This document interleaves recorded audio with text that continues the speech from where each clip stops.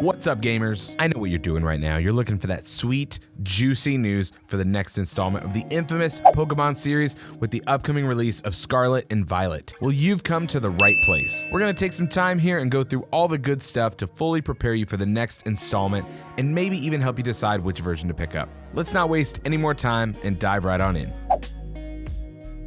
Pokemon Scarlet and Violet both take place in the region of Paldea, widely believed to be inspired by Spain and perhaps the entirety of the Iberian Peninsula. It's the first truly open world style Pokemon game, which should let you go anywhere you want at any time you want within these 3 different storylines that are all part of your school's treasure hunt assignment, which we'll dive into here in just a moment. When it comes to choosing which Pokemon game you're buying to catch them all, it's important to know what makes the two of them different from each other. You know, because you don't want to buy the wrong one. There's a few key characters, Pokemon, and associations that differ between the two, so let's take a second to tackle the primary differences between the two games. The 2 legendaries for these games are Koraidon and Miraidon. These 2 Pokemon are very different from the beginning of the game in relation to the previous games in the franchise. Koraidon is the Scarlet Box Legendary, and Miraidon is the Box Legendary for Violet, and we'll talk about them more here in a little bit. Other differences between the 2 games in regards to Pokemon, there are only a couple differences that we know of right now. In Scarlet, you'll have access to Larvitar, which obviously means down the line Pupitar and Tyranitar. Stonjourner is also a Scarlet exclusive and will only be accessible through trading. Also, a new Pokemon, Armorage, who is a Fire Warrior Pokemon, will be a Scarlet exclusive. When it comes to Violet, Bagon will be an exclusive, meaning Shelgon and Salamence will also be exclusives, and Ice-Q, which, if I'm honest, just kind of looks funny to me. Cerulege will also be an exclusive to Violet as the counterpart to Armorage, which is a Fire Blades Pokemon, which I gotta be honest is pretty sick. As of right now, we know of 2 exclusive NPCs from each game that will come in the form of the professors that will guide you. Professor Sada, will be exclusive to Scarlet, while Professor Turo Jawline will be found in Violet. The academies you attend in the games are also different and give you different outfits depending on which academy you attend. Scarlet will see Naranja Academy in these stylish orange outfits, you know, because Naranja means orange in Spanish. And if you choose Violet, you'll be spending your school days at the Uva Academy sporting these nice purple outfits, you know, because Uva means... No, you get the point. You'll also be sporting these nice fancy crests to show your school spirit to all your friends. Let me know in the comments right now if you know which version you are currently picking up.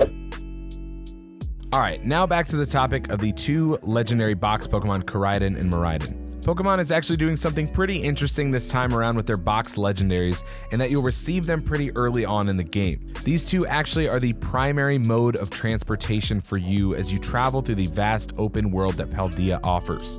These 2 also have different modes that you'll seemingly unlock as you progress through the game, with normal form, drive mode, aquatic mode, and glide mode. While they somewhat both resemble vehicles, Koraidon will run on all 4s while Miraidon will actually function like a bike. Does that feel uncomfy to you? Because it kind of feels uncomfy to me. Anyway.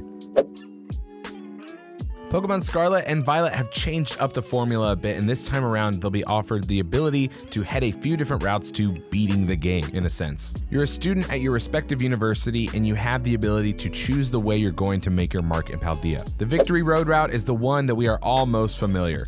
Take your time making your way through the lands, collecting all kinds of Pokemon, and battling the gym leaders you meet along the way. This ultimately leads to the path of becoming the league champion and beating the Elite Four. So, you know, like almost every Pokemon game before this one. Path of Legends is the next route that you as a student can take. This path takes you on a hunt to find all sources of Herba Mystica, a new ingredient that is highly guarded by legendary Titan Pokemon that you'll track down, battle, and collect this mysterious substance. The final path is known as Starfall Street. This method will take you into a lot of fights and bases and battles with the notorious Team Star, which is composed of some rebellious previous Academy students.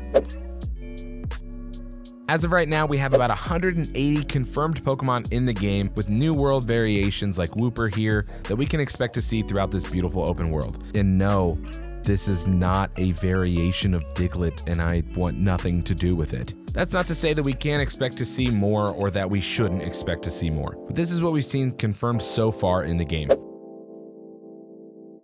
A new feature that Pokemon is adding is called Terrestrialization. Pokemon take on a shiny crystallized appearance. So for instance, a Pokemon that's similar to a Colossal could take on a water Terra type and be used to have reduced damage from attacks such as water. It's an interesting new concept to the game. It'll be interesting to see how it is implemented throughout the battling. This also brings some new move abilities that will counter these Terra type Pokemon. Let's Go has returned with a ton of new features to this game specifically. You'll once again be able to have your Pokemon out and follow you around. Not only this, but you can now send your Pokemon out in specific directions and will be able to auto battle without specific commands. And it will be able to collect items for you while you continue to move around the area. One of the main reasons for this seemingly is to get rid of some of the frustration of the game feeling grindy. Cause yeah, a Pokemon game has never felt like a grind, right? Right? Will you be able to play with your friends? And to that I say, what friends? Nah, I'm just kidding. I just don't have any. Yes, there is a multiplayer, so you'll be able to explore the vast lands of Paldea with up to 4 of your friends, with some limited variations of multiplayer. With online trades coming back so that you can abandon your Pokemon children and trade them away to someone else like their collectibles. Oh, wait, man, are we monsters?